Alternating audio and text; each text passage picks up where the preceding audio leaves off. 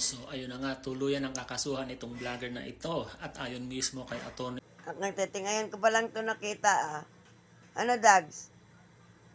Talagang para lang talaga makamoment ka.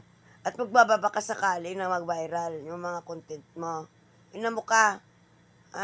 Magtatanong ka, bakit ako kumakampi kay Alfred? Laban namin to noon pa. So kung gusto kang makisawsaw para makilala ina mo ka, gumawa ka ng naratibo na may bilang. Hindi yung makikisaw-saw-saw ka sa ganyan. Ako ang nag-check dahil nasa firm namin ang mga kaso at ang mga kinasuhan ni Alfred. Ako ang gumagalaw. Kakauwi ko lang galing Cebu, dun sa pinagmo-moment ni Mandalulo at binobroadcast niya na may warrant si Alfred. Nga, nasa akin lahat ng certification, tonto ka. Ngayon sa Davao, chinecheck na rin namin. Nga.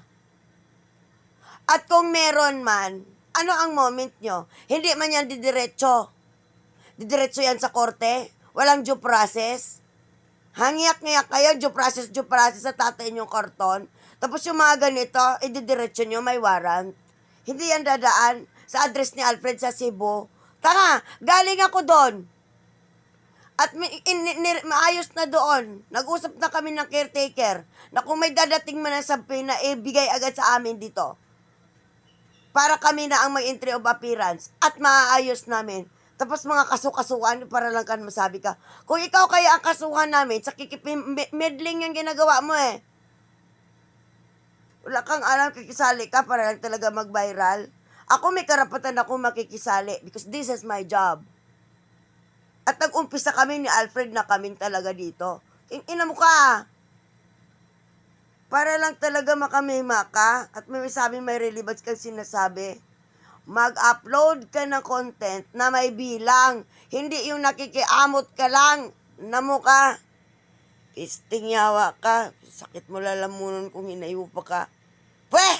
At maalala ko nga pala, bago ko i-upload ito. Diba? Magdedebate na kayo para malamang may utak ka ba o wala. Ba't umurong yung yagbols mo? Manig ka rin. Wala ka sa orbit eh. Puro ka lang kuda, mema. Lalaki ka ba? Natiting to.